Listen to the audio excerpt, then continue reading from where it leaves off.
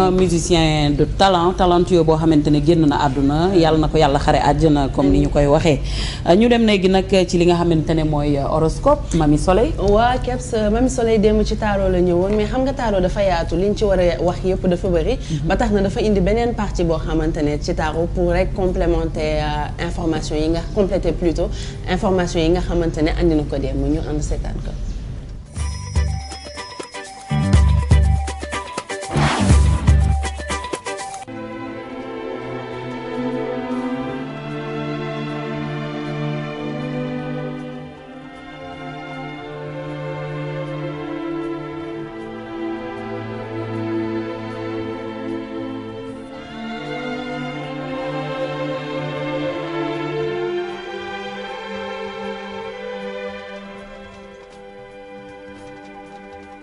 Faisons un peu d'histoire.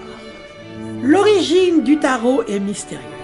Pourtant, sans connaître avec précision la date d'origine des tarots, on peut dire que cet art divinatoire était connu plusieurs siècles auparavant.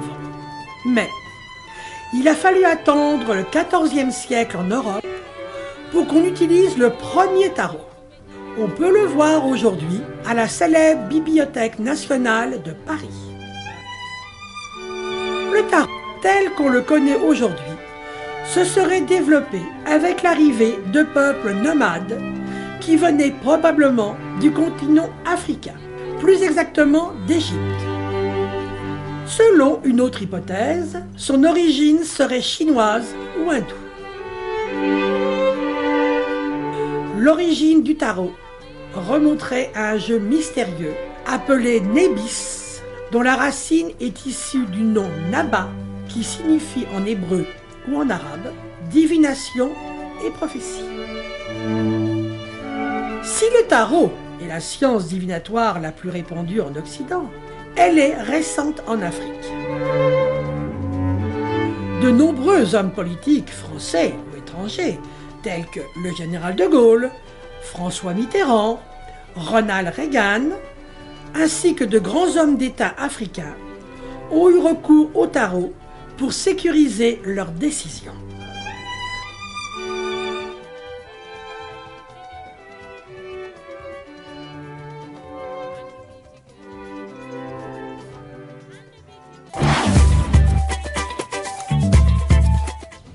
donc loolu moo nekkoon gëstu bi nga xamante ne Mamy Soleil defal nañu ko ci tarot mu mel ni rek que c'est très développé en Europe Afrique ñu ngi koy commencer utiliser et que origine bi nit yee ngi wax xalaat ba xam Égypte la wala Chine la jóge mu nekk ay gëstu yu am solo yoo xam ne da koy andi remonté waat depuis la nuit des temps fi nga xamante ne effectivement fa la lii di tarot jógee te expliqué na aussi homme d'État yi importance bi nga xam ne amoon na ko ku mel ne Houphouët-Boigny ak ñeneen ak ñeneen. Il paraît même que Jacques Chirac avait ici au Sénégal des gens qui faisaient ça. Donc ils y tiennent beaucoup parce que c'est pour maintenir, comme elle l'a dit, leur pouvoir, mais aussi bon, c'est que dañuy defante ay affaires yoo xamante ne il faut nga protéger sa bopp. Donc ñoom dañuy yaakaar ne en général ñu néew doole ñi rek ñoo ko gëm. wala africains yi ñoo ko gëm mais moom ñoom ñoo ko gën a soxla en général waaw dañ koy jëfandikoo bu baax moom. ah dañuy fan nguuru yàlla rek a koy jeex. ay carte mun ko tere boo waree jóg boo fi waree jóg sa jóg en tout cas ñi ngi remercier bu baax ki nga xam ne moom mooy Mamy Soleil ci gëstu yu ñuy andil suba bu nekk ci li nga xamante ne mooy yeewu leen na tey jii nag dañuy jàll ci Joséphine dans un livre un auteur aujourd'hui dañuy dem ci à la découverte d'un roman de Aïssatou Cissé plutôt au lieu de Aïssatou Sarr. Exactement Kebs Thiam. Aujourd'hui la romancière que j'ai choisie c'est Aïssatou Cissé. C'est une romancière, c'est une nouvelliste. Elle aussi elle fait quelque chose d'assez rare, c'est-à-dire elle fait des bandes dessinées. Mais je vais laisser vous faire découvrir cette romancière, une jeune Sénégalaise, une dame, une grande dame de cœur que nous allons découvrir dans ces images. Je suis Aïssatou Cissé, je suis écrivain et aussi je travaille pour la protection des enfants et des personnes vivant avec un handicap. Je suis romancière et nouvelliste. J'aimerais bien faire de la poésie, je suis en train de poursuivre les autres pour qu'ils m'apprennent à en faire, mais impossible, ils disent que je me moque d'eux, mais bon, c'est pas ça, je suis incapable d'en faire. L'écriture, je me suis mise dedans, c'est par pure protestation, parce que le premier ouvrage que j'ai écrit, c'était sur la polygamie. Dieu merci, je ne vis pas dans une famille polygame, mais j'ai vu autour de moi les familles polygames. Ben, on parle souvent des femmes qui se querellent et ceci et cela, mais on a tendance à oublier les enfants qui vivent dans ces familles polygames, l'éducation de ces enfants. Alors, il m'a été interpellé quelque part de vraiment parler de cette éducation. On voit dans les familles polygames les enfants qui sont utilisés. Ce sont les plus grandes victimes de la polygamie. Ce n'est pas les femmes, c'est les enfants. Donc, j'ai voulu dénoncer cet aspect et j'ai écrit Zéna. Zéna, cette femme qui a vécu dans une famille monogame, qui était la seule fille avec 2 frères, qui a tout eu dans la vie, mais malheureusement qui se trouve plongée dans un ménage polygame, avec tout ce que ça comporte comme problème, comme tiraillement, comme bagarre. Ça a été vraiment pour elle un choc. Linguère Fatim, ça a été mûri le 8 mars 2006. C'est une amie américaine qui est venue à l'Association des écrivains du Sénégal le 8 mars, qui a rencontré toutes ces femmes écrivains. Et elle a été vraiment subjuguée, elle a été très très heureuse de voir qu'il y avait autant de femmes qui écrivent au Sénégal et qui ne sont pas très très connues. Donc elle nous a demandé si nous pouvions écrire chacune une petite nouvelle qu'elle compilerait dans un recueil. Donc chacune a écrit. Et moi, j'ai écrit Linguère Fatim en prenant exemple sur la poissonnière de ma mère. C'est une femme qui vend du poisson à ma mère.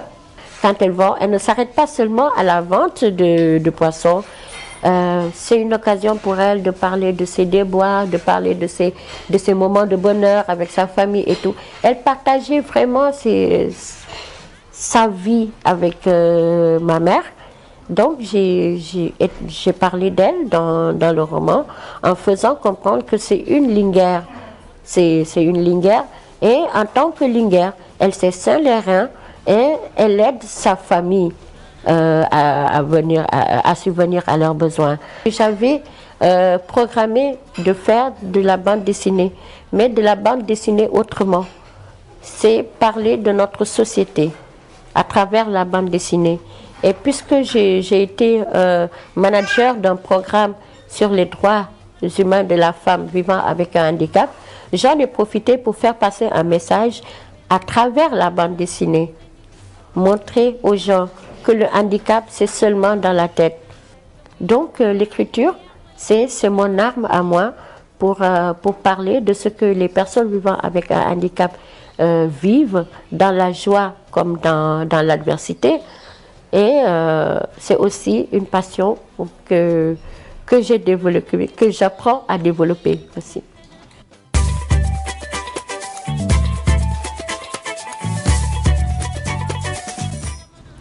Voilà, Kebs Thiam, donc elle c'est Aïssatou Cissé et comme on a pu le voir dans cet élément, non seulement elle travaille dans des programmes, elle est manager dans les programmes des droits des femmes vivant avec un handicap, mais elle travaille également pour la protection de l'enfant vivant avec un handicap. Alors moi je me suis intéressée à son roman Zeyna parce que c'est un roman très poignant. L'histoire de Zeyna, c'est une jeune tout couleur que son père a marié à un fils d'un de ses amis pour renforcer les liens d'amitié. Mais il se trouve que dans ce foyer, elle ne sera jamais heureuse parce que bon, c'est un mariage en quelque sorte forcé.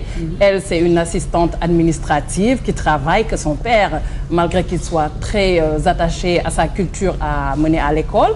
Donc, elle travaille, elle se retrouve dans ce foyer polygame. Et surtout, ce qui est très intéressant dans ce roman, c'est que la première fille de son mari va venir habiter dans le foyer et va complètement semer la zizanie dans ce foyer où elle n'était pas déjà heureuse, mais elle va accroître cette, disons, animosité dans le foyer. Et pour finir, ça va être des querelles, des bagarres à n'en plus finir.